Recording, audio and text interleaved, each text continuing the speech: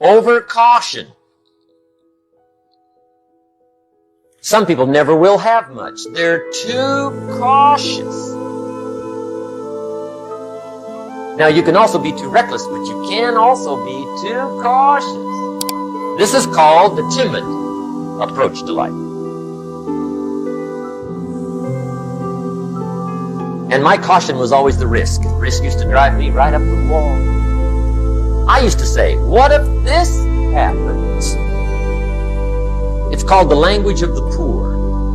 What if this happens? And on top of that, if this was to happen, look at the fix I'd be in. I better not try. I could always ace myself out. Then I'll tell you what changed my whole life when I finally discovered it's all risky. The minute you were born, it got risky. If you think trying is risky, wait till they hand you the bill for not trying. If you think investing is risky, wait till you get the tab for not investing. See, it's all risky. Getting married is risky. Having children is risky. Going into business is risky. Investing your money is risky. It's all risky. I'll tell you how risky life is. You're not going to get out alive. That's risky. The Englishman says, well, if that's the way it's going to work out, let's give it a go. Right, that's what it's for. Give it a go. Somebody says, yeah, but I'm looking for safety and security. Fine, then huddle in a corner. We'll cover you with a sheet, bring you 3 meals a day. And we'll protect you, feed you, look after you, care for you. We won't let anything happen to you. And you'll probably live to be 100. The guy said, well, yeah, I'd live to be 100. But what a way to live. Right. What a way to live, safe and secure. Don't ask for security. Ask for adventure. Better to live 30 years full of adventure than 100 years safe in the corner. And see, it's not important how long you live. What's important is how you live. Here's the next attitude disease. We're almost through with this motley list. In fact, we're almost through. Hang on. The next one is pessimism. Pessimism, the deadly disease of always looking on the bad side, the problem side, the difficult side, checking all the reasons why it can't be done. The poor pessimist leads an ugly life. He doesn't try to figure out what's right. He tries to figure out what's wrong. He doesn't look for virtue. He looks for faults. And when he finds them, he's delighted. How ugly. This is the poor guy who looks through the window, doesn't see the sunset. He sees the specks on the window.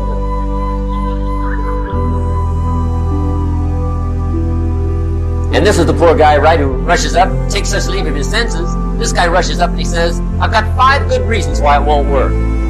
He's so dumb, he doesn't know. All he needs 1. He's got 5.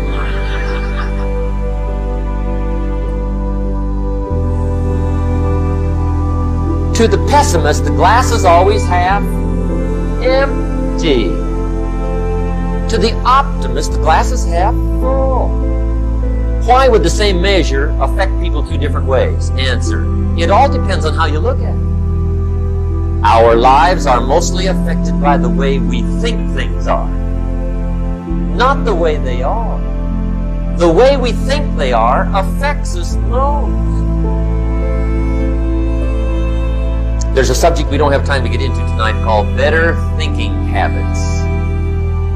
One of the major things Shove taught me when I met him, he said, poor thinking habits keeps most people poor. Not poor working habits. Most people work hard, but they don't think hard. And Shove taught me that the mind is like a factory, a mental factory.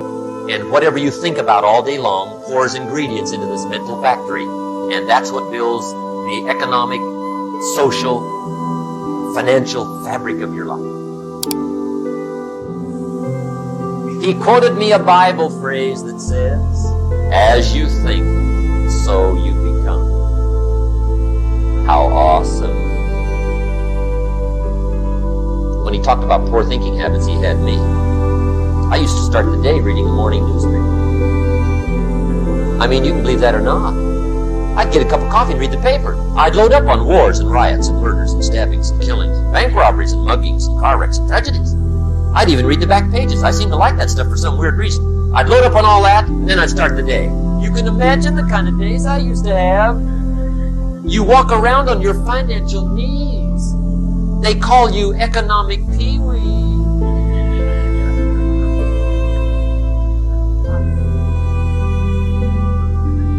The guy says, I want to be a great leader. Wonderful. The first thing we do is follow him to his house.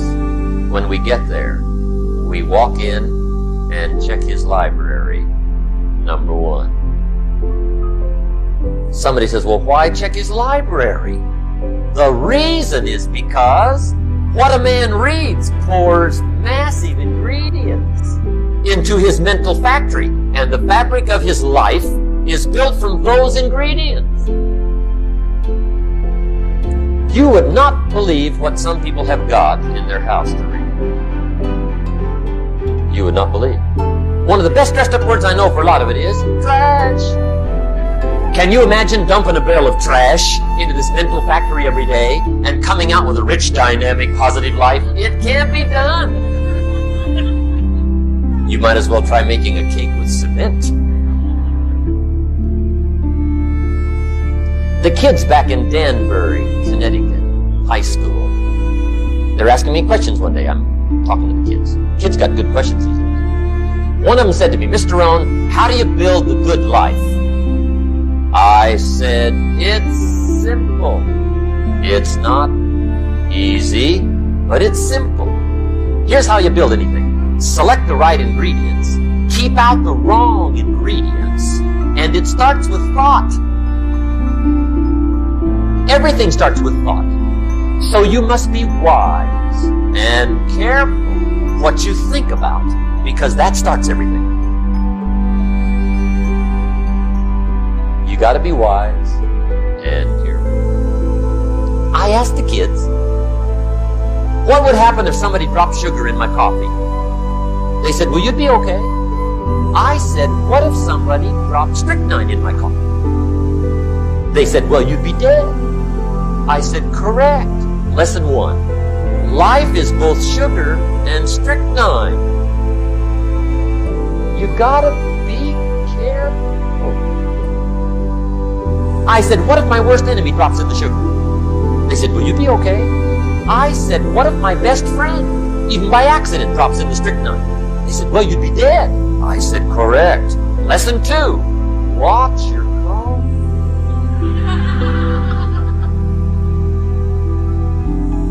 You got to be careful. See, it doesn't matter who hands you the bad stuff. It doesn't matter where you get the bad stuff. It'll still do its damage on your bank account. Wherever you get it. Mr. Schoaf gave me one of the greatest phrases when I first met him when he said, Jim, every day stand guard at the door of your mind. How important. Stand guard at the door of your mind. And you decide what goes into your mental factory. Don't let anybody just dump anything they want to in your mental factory, because you've got to live with the results. Okay, here's the last disease, and we're through with this list. In fact, we're almost through. Hang on. The last subject is very brief. The last disease, but this one is deadly.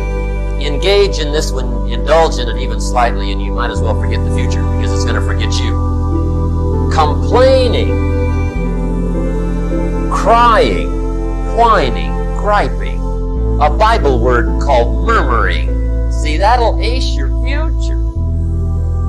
Spend 5 minutes complaining, and you have wasted 5. And you may have begun what's known as economic cancer of the bone. Surely they will soon haul you off into a financial desert and there let you choke on the dust of your own regret. I hope I said that well, so you won't forget. It's a deadly disease. If you don't think it's bad, ask the children of Israel of Old Testament fame. Typical of us all, their story just happened to get in the book. Story says, children of Israel were slaves. God performed a series of dazzling miracles and got them out. And now they're heading for the promised land. Remember the story? Heading for the promised land. Tragedy of the story? They never got reason. From day one, they started to complain. They griped about the water. They griped about the weather. They whined and cried and griped about the food. They griped about the leadership.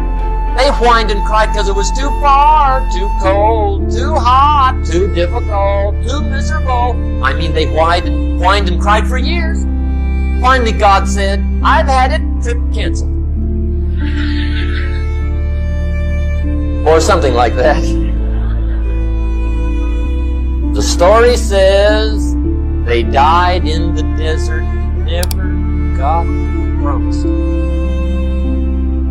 Which I think means two things. Indulge in this long enough, you get your future canceled. And I guess it also means even God himself can only take so much.